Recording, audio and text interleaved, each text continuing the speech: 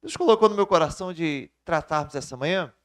Nós usamos a revista lá, mas hoje nós vamos ver um salmo. Salmo de número 107. Abre sua Bíblia aí, nesse salmo tão precioso.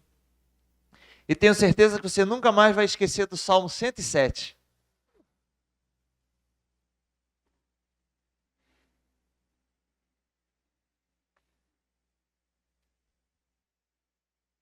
Eu não sei se você sabe, o livro de Salmos, ele é dividido em 5 livros. 5 livros.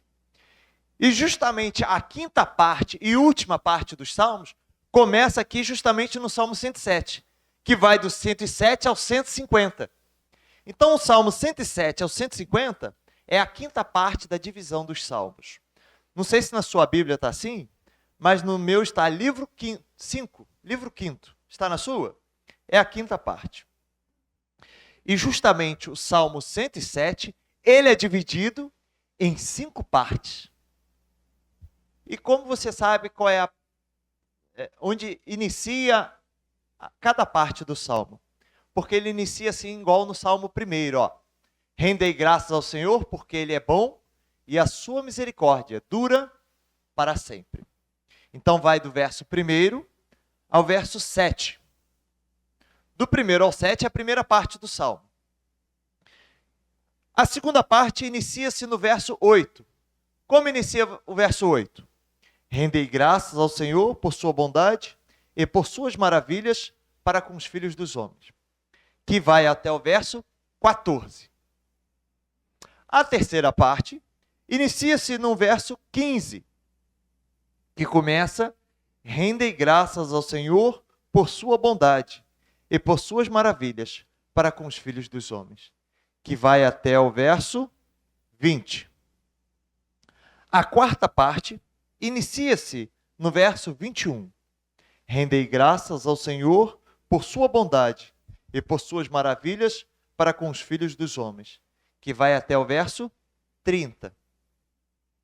A partir do verso 31 é a quinta e última parte da divisão, que inicia-se: rendam graças ao Senhor por sua bondade e por suas maravilhas para com os filhos dos homens, que vai até o verso 43.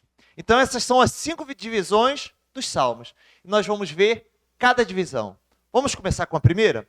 Alguém pode ler, por favor, em voz audível, a primeira parte do Salmo, que é do 1 ao verso 7.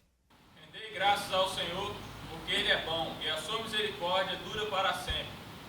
Digam-no os remidos do Senhor, os que Ele resgatou da mão do inimigo. Ele consagrou e congregou dentre as terras do Oriente e do Ocidente, do Norte e do Mar. Andaram errantes pelo deserto, mais ermos caminhos por ermos caminhos, sem achar cidade em que habitassem. Famintos e sedentos, desfalecia neles a alma. Então, na sua angústia, clamaram ao Senhor e Ele os livrou das suas tribulações. Conduziu-os pelo caminho direito para que fossem à cidade em que habitassem. Isso, essa é a primeira divisão. Nós vamos estudar ele. Quem que o salmista está convidando a render graças ao Senhor? Digam-no os remidos do Senhor.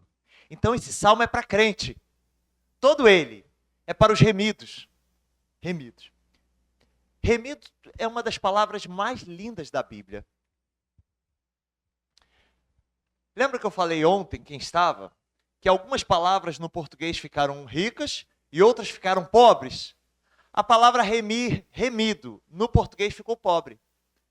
Mas quando eu pego a palavra remir e levo para o grego me dá 3 significados para a palavra remir. Primeiro, comprar no mercado de escravos. Comprar no mercado. Que mercado era esse? De escravos. Então você ia no mercado de escravos, comprava um escravo. Então nós estávamos no mercado de escravos. Na mão de quem?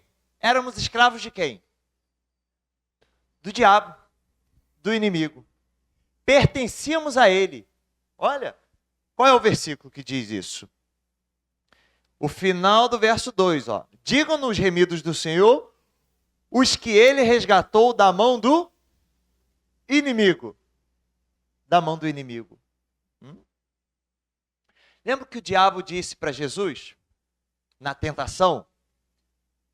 Tudo isso te darei, se prostrado me adorares. Jesus disse que não era dele? Jesus não disse. Sim. Então, tudo isso me foi entregue. Isso. Eu dou a quem eu quero. E quem entregou na mão dele? Adão. Adão, quando pecou, entregou de bandeja nas mãos do diabo. Não é? Lembra daquele versículo? Ele nos tirou do império das trevas e nos transportou para o reino do Filho do seu amor.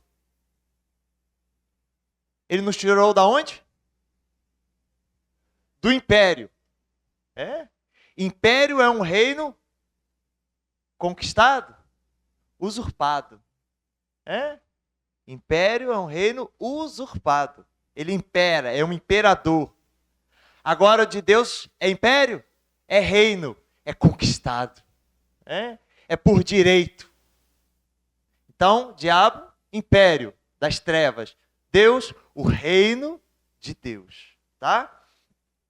Então, o pecado não só entregou as coisas que era para o homem governar, que era do homem ao diabo, como entregou o próprio homem ao diabo. Então, pertencíamos ao diabo. Há uma história que eu conto muito para as crianças, você já deve conhecer, né? O menino que queria construir um barquinho. E ele vai, ele constrói o barco fica lindo. E ele vai testar o barquinho. Ele vai num laguinho perto de sua casa, testa o barquinho e o barquinho dá certo. De repente, ele ouve que ali perto havia um incêndio. Ele deixa o seu barquinho e vai lá ver o incêndio. Está lá distraído vendo o incêndio, quando ele lembrou, ih, meu barco. Quando ele volta, o barco sumiu. Passado então um tempo, ele passa na cidade e ele passa em frente a uma vitrine de brinquedos. Quando ele olha, o que ele vê? O barquinho dele. Olha o meu barco aí. Ele entra na loja, vira para o dono da loja e fala assim: moço, esse barco é meu.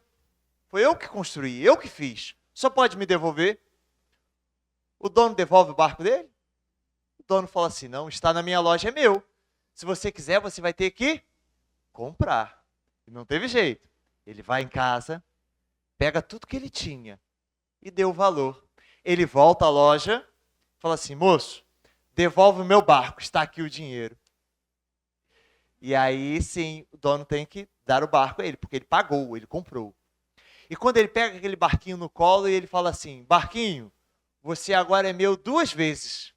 Uma porque eu te fiz e outra porque eu te comprei. Isso. Então Deus quer nos pegar no colo e dizer: agora você é meu 2 vezes. Uma porque eu te fiz e outra porque eu te comprei. Ele nos comprou da loja do inimigo. Então, primeiro significado da palavra remir, no grego, comprar no mercado. Segundo significado, tirar do mercado. Porque antigamente o escravo ele era comprado e recolocado de novo para ser revendido. Não é?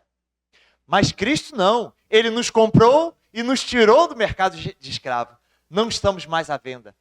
Nenhum outro senhor pode nos comprar da mão de Jesus. Ele nos comprou, propriedade dele para sempre.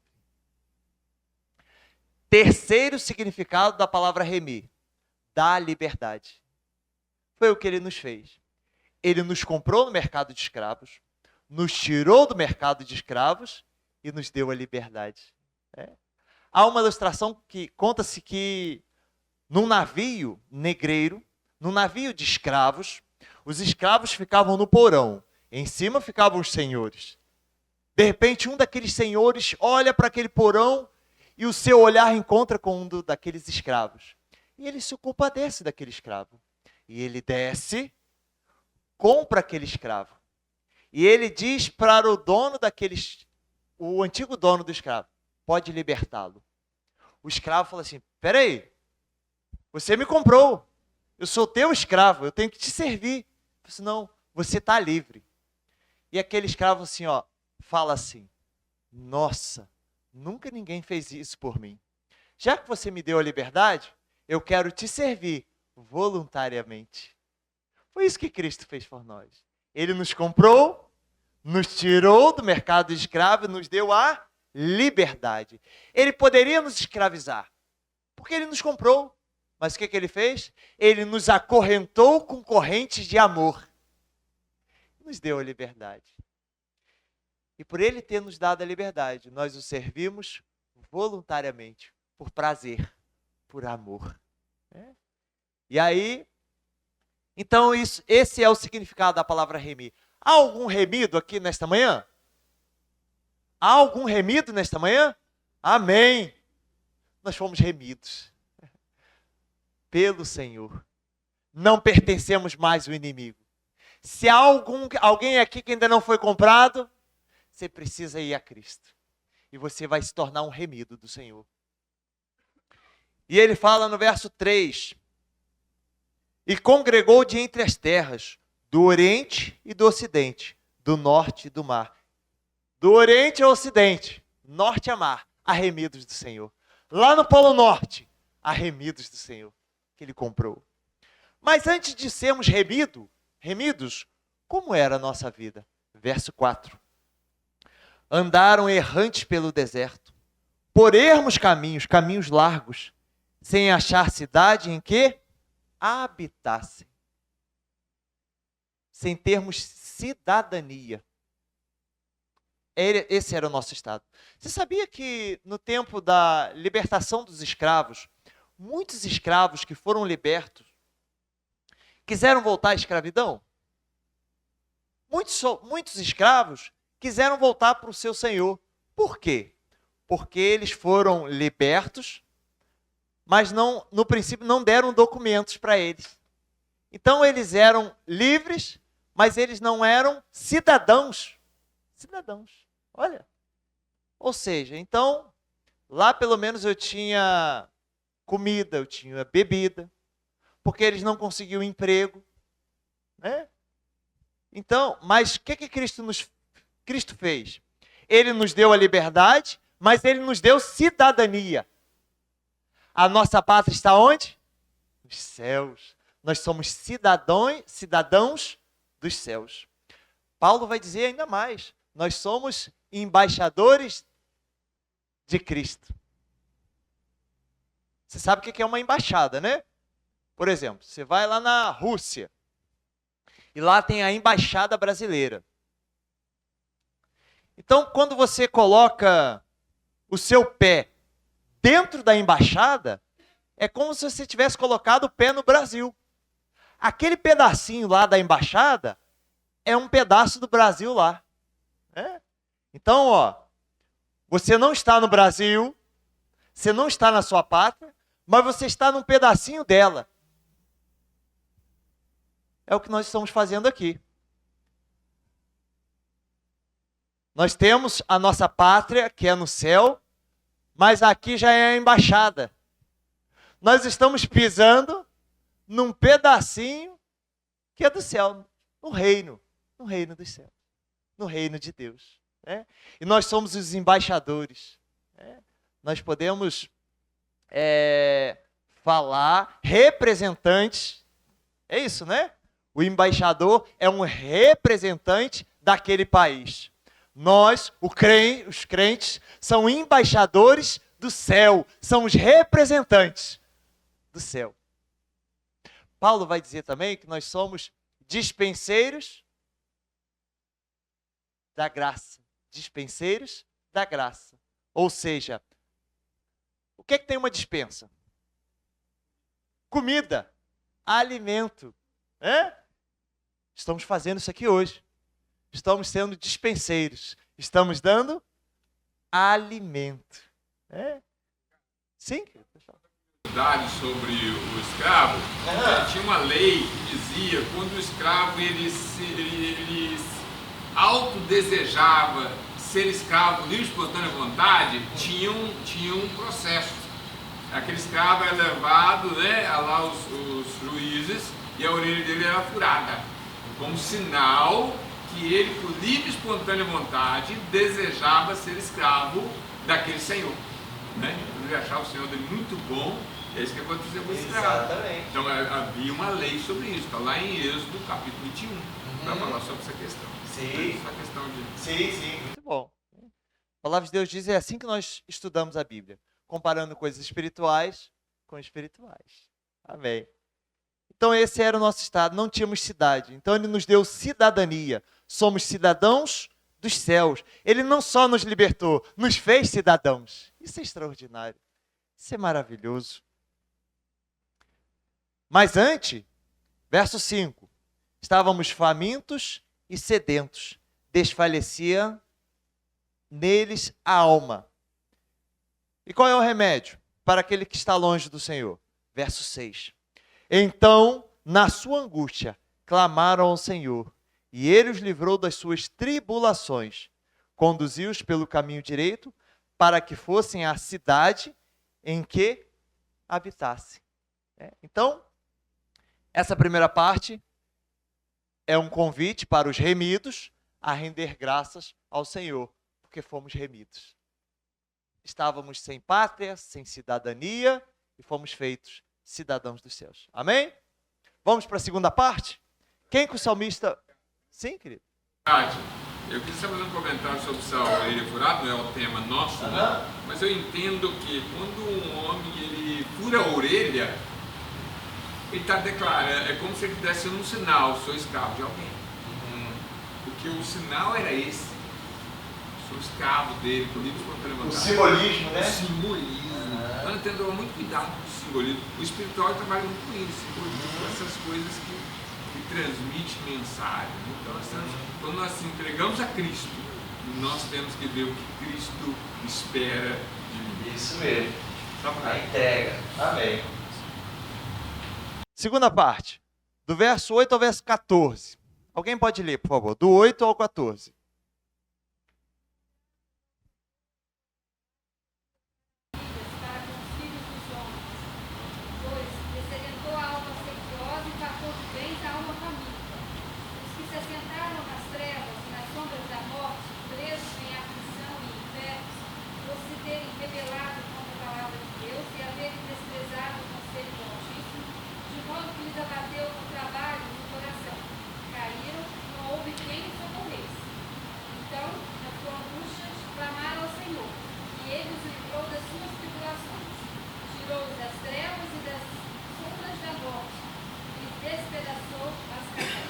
Isso. Agora, o segundo grupo que ele convida a render graças ao Senhor. Quem são? Os remidos, mas que se assentaram nas trevas.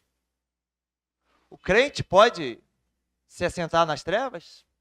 Infelizmente. Ele não está nas trevas, mas ele se assenta nas trevas. Olha, por que ele se assenta nas trevas? Por se rebelar contra a palavra de Deus. A palavra de Deus diz isso. Eu falei, não, eu não quero, não vou obedecer. Ele se rebela contra a palavra de Deus. Só se rebela contra a palavra de Deus aquele que tem a palavra de Deus, aquele que conhece a palavra de Deus. Por que o diabo se rebelou contra Deus? Porque era de Deus. E ele se rebela contra Deus. E o crente, muitas vezes, ele pode fazer isso. E ele faz isso. Ele se rebela contra a palavra de Deus. E quando ele se rebela contra a palavra de Deus, ele fica preso com corrente de ferro, corrente de morte. Ou seja, ele perde a comunhão. Ele não consegue ter comunhão com os irmãos. Não é? Já conheceu crentes assim? Eu conheci muitos. Meu sogro, por exemplo, eu sempre dou o exemplo dele. Meu sogro, um dia, ele parou, ele falou assim, não vou mais reunir, não quero, e ele não conseguia mais reunir. Crente, mas ele passou acho que 15 anos sem se reunir. Ele estava assim, preso, ele não conseguia reunir. E aí eu conheci a Débora e aí nós fomos convidando ele. Vamos lá na reunião e ele falou assim: eu não consigo. É o que ele diz, aqui, ó. De modo que lhe abateu com trabalhos o coração, caíram e não houve quem os socorresse. Não houve quem os socorresse.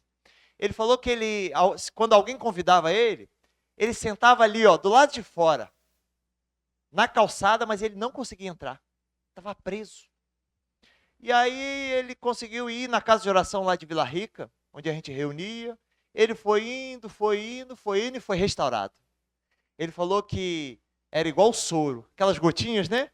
Vai caindo, até sarar o enfermo. Quando o crente se rebela contra a palavra de Deus e despreza o conselho do Altíssimo, ele cai nas trevas, se assenta nas trevas, nas sombras da morte. E qual é o remédio para um crente que se rebela contra a palavra de Deus e se assenta nas trevas? É sempre o mesmo. Verso 13. Então, na sua angústia, clamaram ao Senhor. Você está vendo que o remédio é sempre o mesmo? Clamar ao Senhor. Clamar ao Senhor. Clamar de coração. Clamar com o coração quebrantado. E um coração quebrantado, Deus não desprezará. Um coração contrito. E quando essa pessoa, esse crente, esse remido, clama ao Senhor, Ele o tira das trevas e das sombras da morte e lhe despedaça as cadeias. As cadeias. Esse é o segundo grupo. Vamos para o terceiro grupo, para ganharmos tempo? Do verso 15 ao verso 20. Pode ler.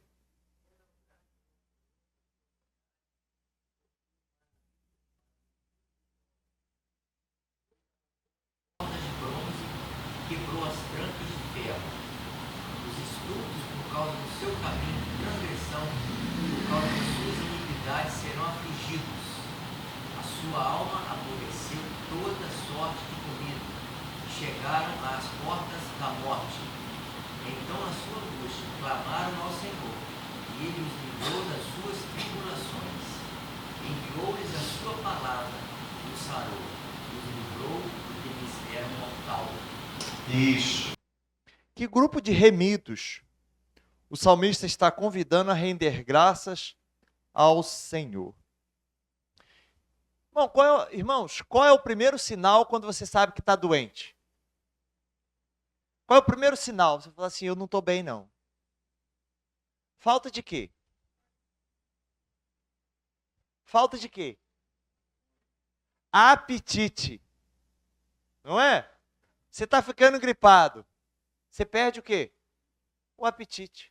Pode ser aquela comida mais gostosa, né? E diz que as mães são muito mais, né? As mães são muito mais. Porque quando o filho está doente, as mães costumam fazer a melhor comida, não é? Aquela comida que o filho gosta. Mas ele está sem apetite. Sem apetite pode ser a comida mais gostosa, aquela sua preferida. Mas você não está bem. Você perde o apetite. Você não quero comer. Come isso daí, o que você mais gosta. Desculpa, estou sem fome. E aí você vê, eu não estou bem. Estou sem apetite, eu como bastante, não estou querendo a comida que eu mais gosto, eu estou doente. Qual é o primeiro sinal de um remido, de um crente quando ele está doente? Falta de apetite. Pela palavra, pela essa comida aqui, ó. Tá? Então, ó, se você está com falta de apetite da palavra de Deus, você está doente. Você não está bem. Você não quer ir mais aos estudos. Você não quer mais ler a Bíblia. Você não quer estar reunindo para aprender mais desse livro maravilhoso. Você sabia que a Bíblia, a palavra de Deus, é o único livro no mundo que para você entender o autor tem que estar presente? O autor tem que estar presente. Senão você não entende nada. Qualquer outro livro, o autor não precisa estar presente. Mas esse livro sim. É um livro que o autor precisa estar presente. Então, é o que ele vai dizer aqui, ó, verso 18. A sua alma aborreceu toda a sorte de comida. E chegaram às portas da morte. Quando você deixa de comer, você fica o quê? Fraco. Você pode morrer. Quantos crentes estão tão fraquinhos, estão às portas da morte? O que é chegar às portas da morte? É se alguém se ninguém fizer nada, ele morre. Se ninguém fizer nada, ele morre. E qual é o remédio, irmãos? Para alguém que está com falta de apetite da palavra de Deus. Qual é o remédio? É sempre o mesmo. Clamar ao Senhor. Verso 19. Então, na sua angústia, clamaram ao Senhor, e Ele os livrou das suas tribulações. O que Deus envia? Enviou-lhes a sua? O que Deus envia para quem está com falta de apetite da palavra de Deus? Palavra de Deus. Não é? Não é assim? Às vezes a gente está desanimado, a gente está fraquinho, de repente Deus envia aquela palavra. Às vezes até dói, não é? Às vezes até dói, mas nos cura, nos sara. Lembra de Pedro? Quantas vezes Pedro negou Jesus? 3 vezes. 3 vezes. E aí, Jesus ressuscita e eles estão na praia. Estão lá, voltaram a fazer o que eles faziam antes. Voltaram a ser pescadores. Jesus vira para eles: tem alguma coisa aí para comer? Não apanhamos nada. Então lança do lado direito. E eles apanharam grande quantidade de peixe ali. E aí eles reconheceram: peraí, é o mestre. Eles correm lá para a praia. E eles estão assim em volta. Ninguém fala nada. Jesus está ali. Jesus está ali no meio deles. Ninguém fala nada. Por quê? Eles sabiam que não deviam estar ali. E aí, o que Jesus vira para Pedro e pergunta? Tu me amas? Ou seja, primeira injeção. Aquilo era para curar Pedro. Será que doeu? Nossa, doeu demais. Tem gente que tem pavor de injeção. Tem alguém aqui que tem pavor de injeção? Tem trauma de injeção? Você tem, irmão? Mas muitas vezes é preciso, não é? Tá aquele pavor. Não, peraí. Bota aquela de bebê. Bem fininha, né? Bem fininha para doer menos. É trauma. Você tem que fazer tratamento. Trauma de infância. Tem uma frase, uma música, mesmo sem forças e vigor, eu ainda leio a palavra. Isso aí. Tem uma canção que tem um hino que vai cantar assim. Mesmo sem desejo, eu ainda preciso dela. Ainda sem força e vigor, eu ainda leio a palavra. Sim. Quantas vezes eu estava assim,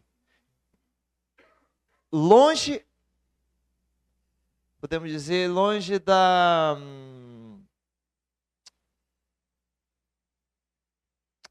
Está alinhado com Deus, né? Do centro da vontade de Deus, né? Estava longe. É muito fácil desviar, irmãos. É muito fácil. De repente você vê, você está tão longe daquilo da onde você deveria estar, né? Mas vem Deus e envia uma palavra. Uma palavra. Fala assim, puxa, eu tenho que voltar.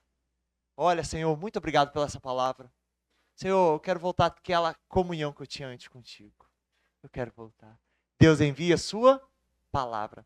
E aí, Jesus dá a primeira injeção de Pedro. Pedro, tu me amas?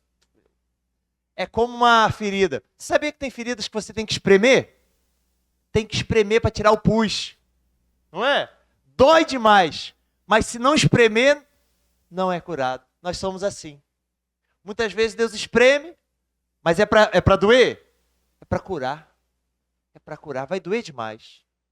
Eu lembro, e muitas vezes, com um abraço, você cura um irmão. Não é? Eu lembro de uma vez, passou um irmão lá na nossa região, esqueci o nome dele. Irmão muito precioso. Esqueci o nome dele. E aí tinha um irmão que ele estava desviado, um irmão da igreja. Segundo ele, voltou até a beber a Brahma. Estava lá no bar. E aí juntou ele e chamou um outro irmão e falou assim, vamos lá visitar o irmão? Falou assim, vamos. Um falou assim, ó, eu vou chegar lá e vou mostrar o quanto ele está errado. Aí o irmão falou assim, não, eu vou chegar lá e dar um abraço nele. E foi isso. Chegou lá no bar, falou assim, ô meu irmão, como você, a gente está sentindo sua falta. Deu um abraço nele. Ele falou que a Brahma ficou para lá e ele voltou à comunhão. Né? Então, muitas vezes, apenas um abraço. Um abraço. Deus envia a sua palavra. E graças a Deus que Deus envia a sua palavra e nos cura, né? Daquilo que era mortal na nossa vida. Vamos para o quarto grupo? Salmo 107, do verso 21 ao 30. Podem ler. Rendam graças ao Senhor por sua bondade e por suas maravilhas para com os filhos dos homens. Ofereçam sacrifícios de ações de graças e proclamem com júbilo as suas obras. Os que, tomando navios, descem aos mares, os que fazem tráfico na imensidão das águas, esses veem as obras do Senhor e as suas maravilhas nas profundezas do abismo. Pois ele falou e fez levantar o vento tempestuoso, que elevou as ondas do mar. Subiram até aos céus, desceram até aos abismos, no meio destas angústias desfalecia-lhes a alma. Andaram e cambalearam como ébrios, e perderam todo o tino. Então, na sua angústia, clamaram ao Senhor, e ele os livrou das suas tribulações. Fez cessar a tormenta, e as ondas se acalmaram. Então se alegraram com a bonança, e assim os levou ao desejado porto. É isso.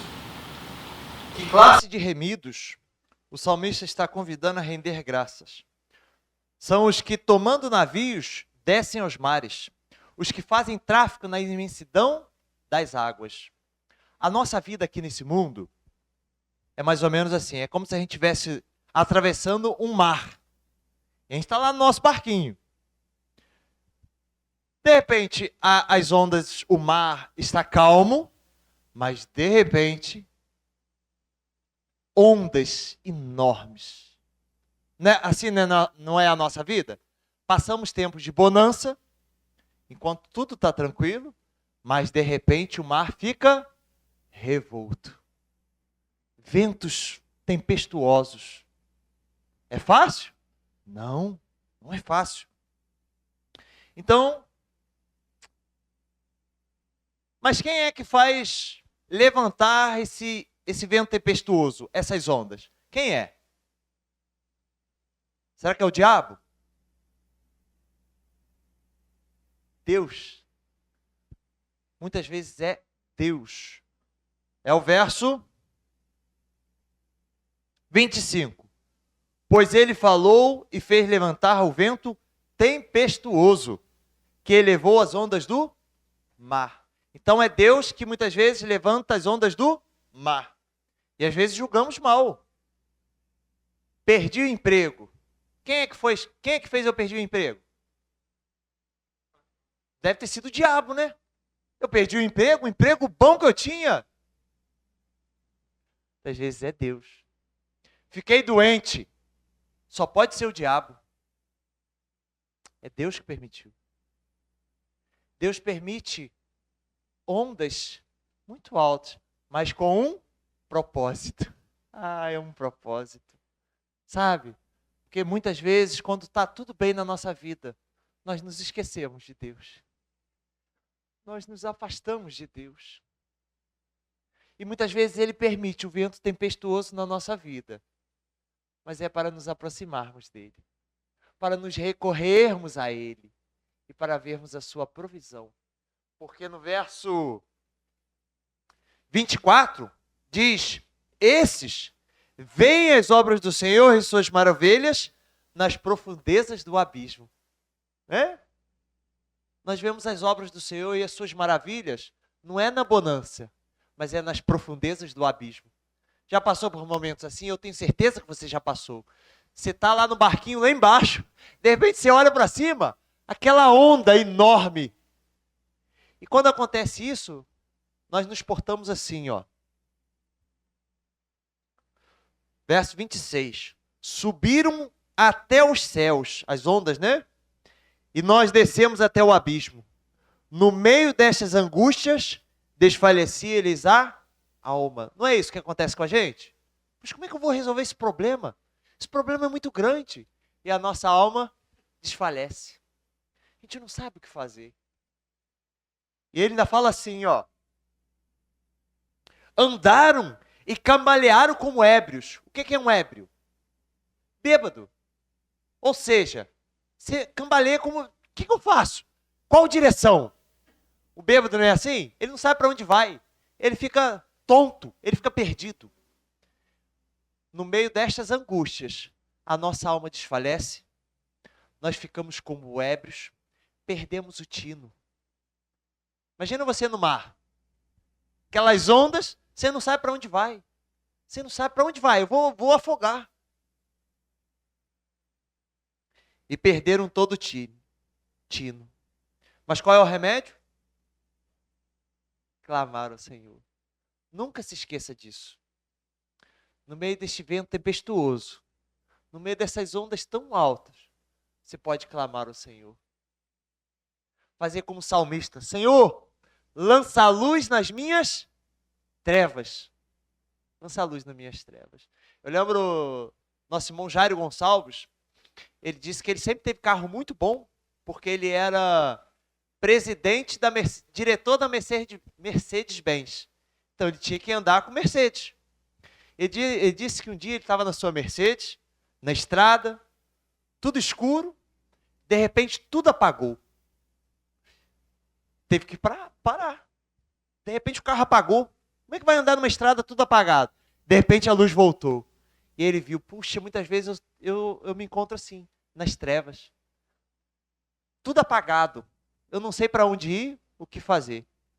E aí o salmista fala: Senhor, lança a luz nas minhas trevas. O Senhor lança a luz. Não é bom quando o Senhor lança a luz nas nossas trevas? É isso. Mas quando nós clamamos a Ele. Clamamos a Ele. Mas muitas vezes, quando vem esse vento tempestuoso, essas ondas, eu falo assim, não, isso eu tiro de letra. Eu tenho 40 anos de crente. Lembra os discípulos no mar? Quando veio aquela tempestade? Eles fizeram de tudo. De tudo. Nós somos experientes. Não, a gente vai ter que acordar o mestre. A gente vai ter que acordar o mestre. Então eles clamaram ao Senhor. Então na sua angústia clamaram ao Senhor, e Ele os livrou das suas tribulações. Fez cessar a tormenta. Quem é que faz cessar a tormenta?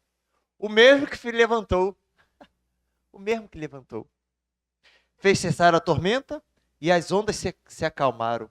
Então se alegraram com a bonança, e assim os levou ao desejado porto.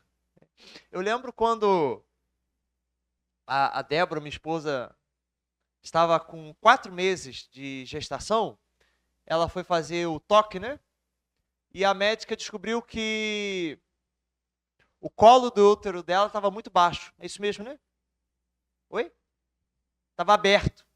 Né? Então o Theo ia nascer a qualquer momento, com 4 meses. Era uma onda muito grande. Ela saiu do consultório chorando. Eu falei assim, vou perder ele. O que nós fizemos? Clamamos ao Senhor. Clamamos. Era uma onda muito grande. Nós poderíamos perdê-lo.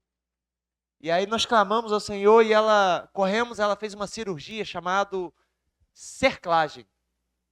Ela teve uns pontos no útero e ela ficou os 5 meses, os outros 5 meses de gestação, fazendo repouso total. Total. Ela tomava banho na cama, comia na cama, tudo. 24 horas deitada. Precisei trocar o colchão. E aí, ele nasceu, né? Agora fica aí correndo, igual um cabrito, para lá e para cá. É assim, irmãos. É clamarmos ao Senhor. Ele livra das nossas tribulações. Ele nos dá bonança. Ele nos leva ao desejado porto. Como é bom chegar no porto, né? Puxa, passei por uma tempestade enorme. Graças a Deus, cheguei ao porto seguro. Ao porto seguro. Né? E será a mensagem de hoje à noite. Um lugar seguro.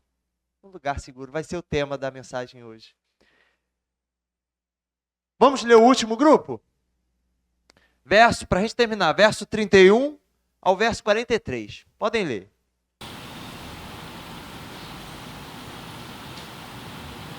Rendam graças ao Senhor por sua bondade, por suas maravilhas para com os filhos dos homens. Exaltem-no também na Assembleia do Povo, glorifiquem o conselho dos anciãos. Ele converteu rios em desertos e mananciais em terras secas. Terra frutífera em deserto salgado, por causa da maldade dos seus habitantes. Converteu o deserto em lençóis de água e a terra seca em mananciais.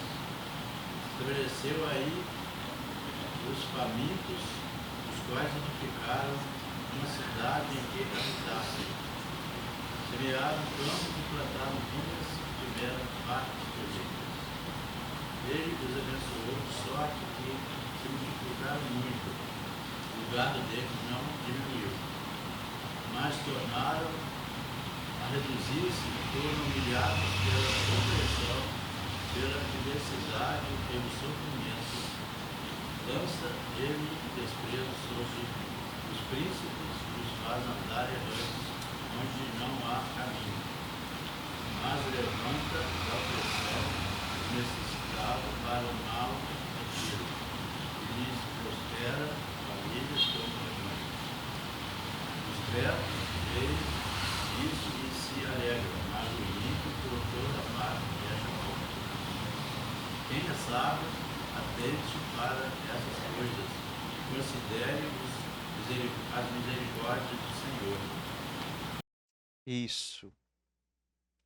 Ele pode todas as coisas. Deus tem inimigo? Deus tem inimigo?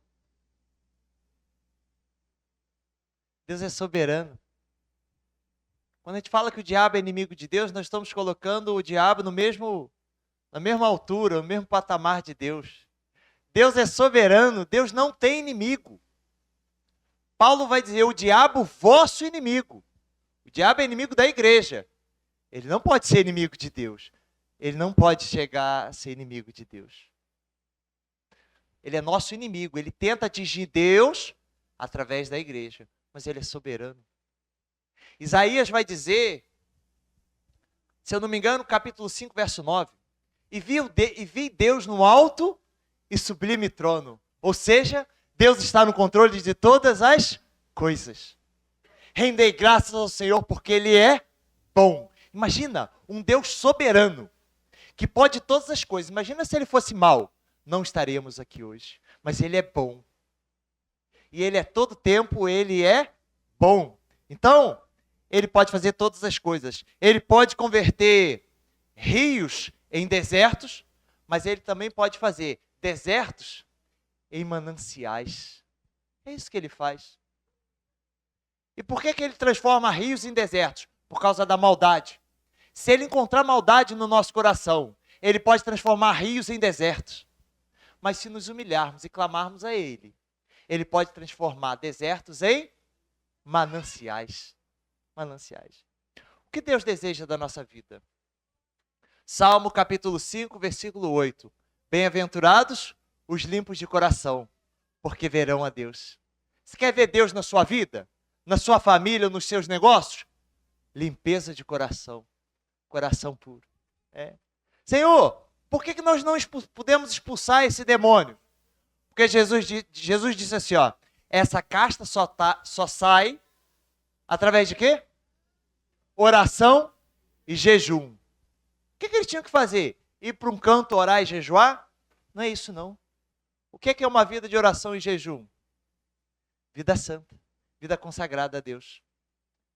Tem demônios que só saem com crentes com vida de oração e jejum. Ou seja, vida consagrada a Deus.